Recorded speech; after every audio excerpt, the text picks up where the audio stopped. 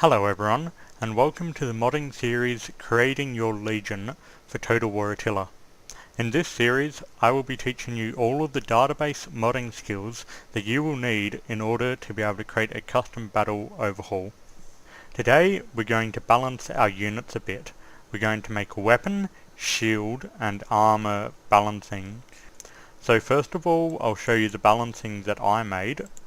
I pretty much made it from scratch, and I used it for the mod Rise of Mordor for our public balancing test.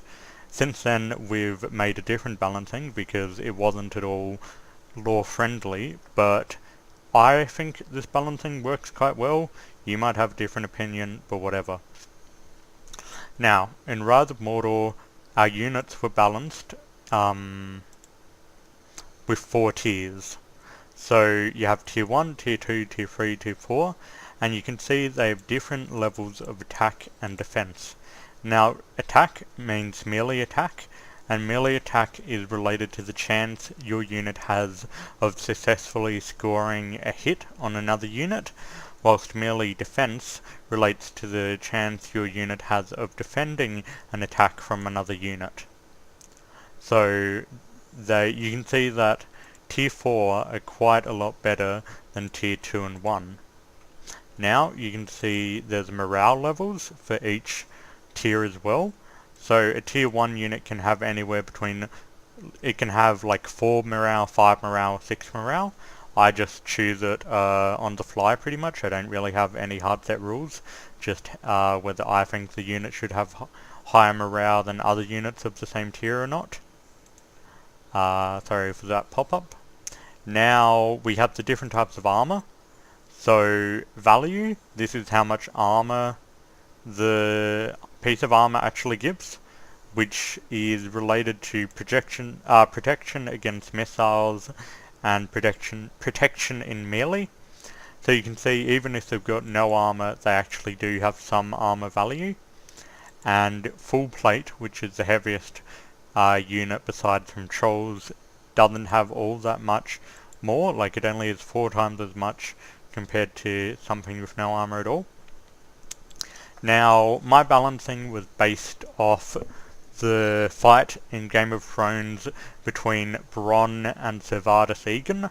Bronn, who's wearing no armor at all pretty much, he can move really fast and he's very agile, whereas Servatus Egan, who's in heavy full plate armor, can barely move at all. Now this might not be realistic, they could actually move quite well in heavy plate armor, but this is just how I made my balancing. So you can see the less armor they have, the better they are in combat, whereas units with full plate, they've got massive debuffs to their stats, and you can see, but the heavier the armor is, the more the charge bonus is. So I believe charge bonus is, it increases your melee attack and melee defense for 30 seconds or so when you enter the charge animation, and you can edit how far away from the unit they enter the charge animation. We might do that in another episode. And then you can see the cost. And now down here are my weapons. So daggers and all these. They all do the same damage except for pikes, I believe. I think my pikes actually do 1 damage because this is just how I wanted to balance them. And if I had pikes doing 3 damage, then they're massively overpowered. Now you can see melee attack. A dagger, it's a really short thing, you can just keep on stabbing it really easily, whereas a one-handed axe and a mace, they're bulky. But then again, you also have two-handed axes and greatswords, which are 14 melee attack, so that rule doesn't always apply. Now here you can see spear is quite good in melee attack and average in melee defense, whereas a longsword is quite good in melee attack and has +2 melee defense. And you can see the cost here. Now, these are my rules. I made little rules. So if it's a cavalry unit, It has lower mounted stats than dismounted, so it's got less melee attack and less melee defense. If it's a skirmisher, so a javelin unit or a slinger, actually no, just javelin unit or an axe thrower, it has less melee attack and less melee defense. Crossbow unit, it is even less melee attack, melee defense, and it also has less charge bonus. Now skirmishers aren't as affected because they generally only have like 3 shots and then they've got to go into melee, so if they were really hampered then they'd be terrible. Now missile units, they've got really bad stats because their bow is meant to be their main weapon and you don't want them going into melee. Now rangers, so like rangers of Aphelion and elf rangers, these guys weren't affected by this, so they've just got normal stats, and they're actually lighter than they should be. So if they're armor type, down here I have weight, so if they've got cloth armor, they're very light. So if a ranger has leather armor, they should be light, but in fact I make them very light. It's just a rule I've made up. Now shock cavalry, their melee attack is their lance plus their melee weapon times 2 divided by 3.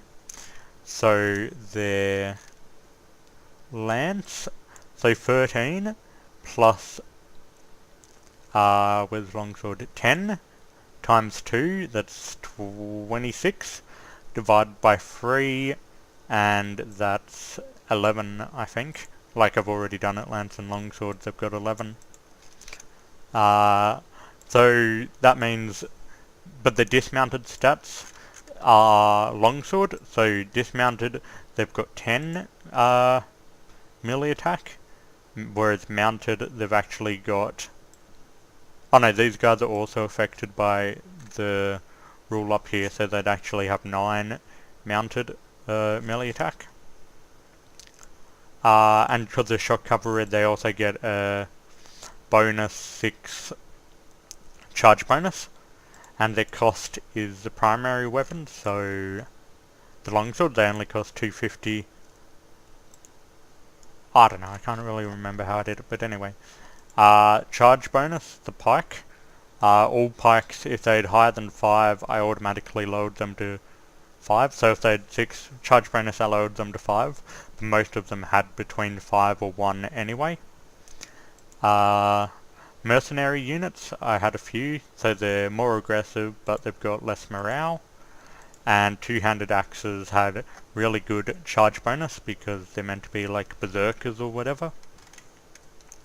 Now here I had cost, so tier 4 costs 4.5 times more than tier 1, and I've got the cost of the different type of missiles they use and also the different type of horses they use. Okay, so that's my balancing, and then we'll do this stuff in a later episode, but you can change what type of attributes they have, such as being able to hide in forests, having formation attack. Disciplined means they're not, they don't get a morale debuff if the general dies, and I'll explain all this. And then you can also have special abilities. So tier 4 spears, they had this ability called brace, which means they can order another unit to brace, and that would increase their defensive skills, because the tier 4 units are meant to be like leaders who can control men. They're kind of like captains or whatever. And so anyway, now that I've explained that, you can probably have skipped that. We'll go to our mod, we'll expand it, and we'll go add data.pack.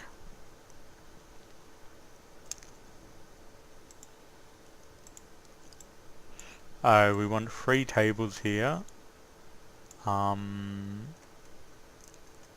Melee weapons table, right click on that, and then unit shield types and unit armor types. My balancing doesn't actually have different shields. I never got around to doing them, and I also kind of didn't want them because I wanted to keep it simple. but I'll explain how it works. So shield defense value, this is extra melee defense. So you can see kite shields give an extra 10. Shield armor value, gives extra armor if you've got a shield. And then you can have what type of sound it makes hitting the shield. So like wood, skin, body sound, metal.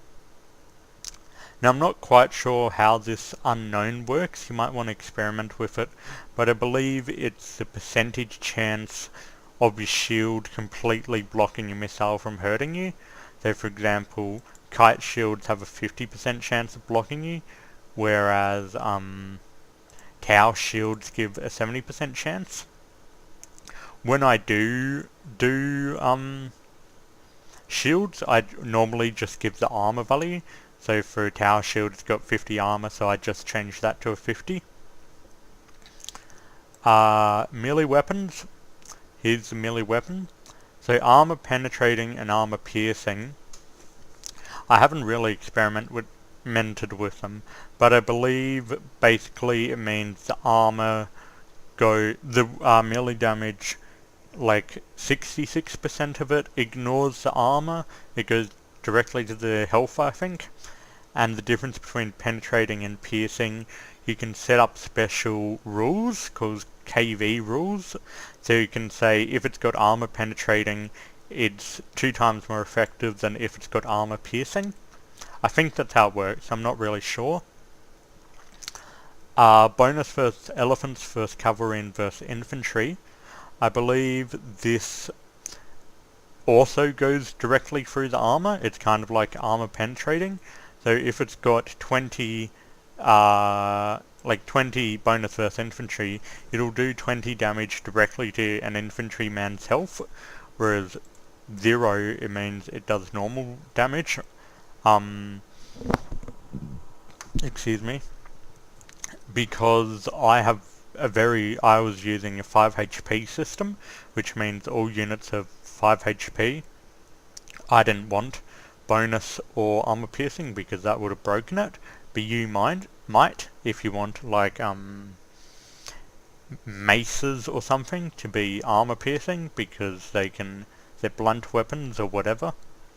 Now damage, how much damage a weapon does. AP, so if you tick on one of these, then you'd put on the amount of extra damage you want it to do there. First strike, I'm not really sure what it does. I think it's something to do with the higher the value, like it might be able to hit 2 times in the same amount of time that another unit can only hit once. I don't know. Shield piercing, I assume whether you want it to be able to ignore the extra armor that's provided by shield.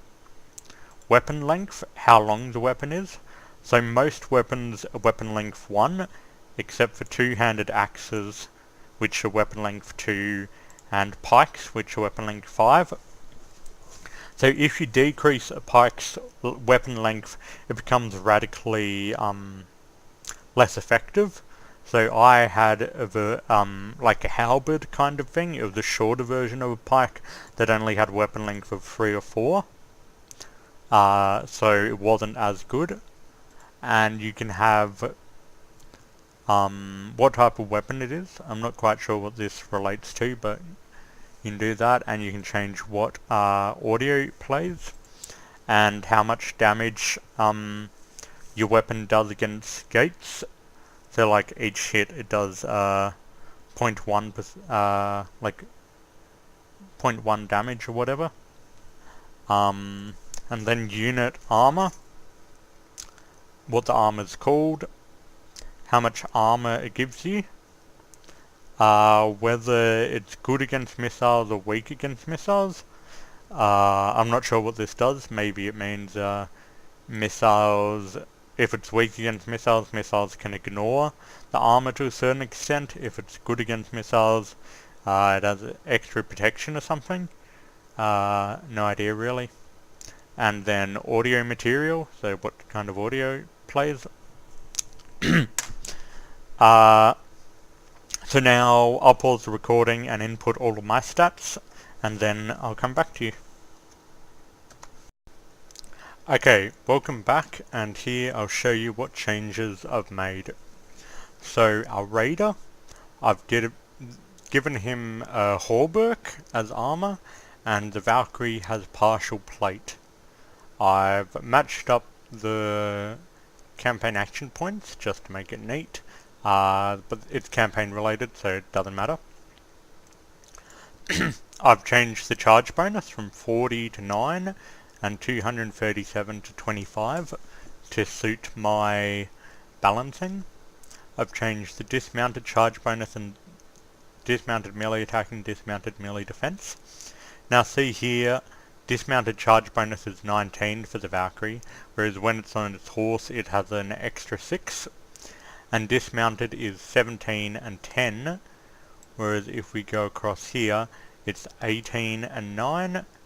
So 18, 9, 17, 10. You can see it's different. Morale, 10 and 13. I got rid of the bonus hit points. I've given the Raider a one-handed axe and Valkyrie a lance. I've set their shield just using the vanilla shields because I don't use shields in my balancing, so I'll end up deleting unit shield types table, so they don't have a shield. I don't know what training level does, and because I don't want an extraneous variable fiddling with my balancing, I just set them both to elite. Let's scroll along, and I haven't made any other changes. So now we'll go to main units table, and I'll do the changes here if there are any to be made. Okay, so I'm here in main units table, and I've changed the cast, which is just the weight of the unit. So this is medium, this is heavy. This is campaign, but I've just changed it to 1 to be neat.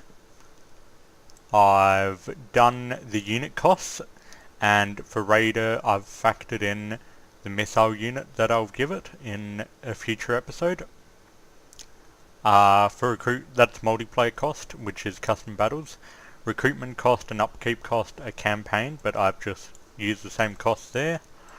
Weight, medium and very heavy. And tier level, this is just a UI thing. You can have tier 1, 2 and 3, but my units are balanced by 4 tiers. So tier 3 is actually tier 4, tier 2 is actually tier 3 and 2, and tier 1 is tier 1. So I've just done the tiers. And that's it.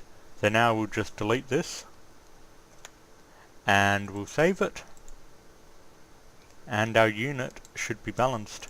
So I just deleted the shield table there because I don't actually use shields in my balancing.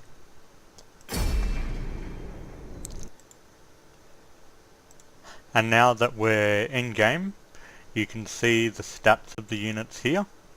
So melee attack, melee damage, charge bonus, melee defense, armor, health, morale and speed.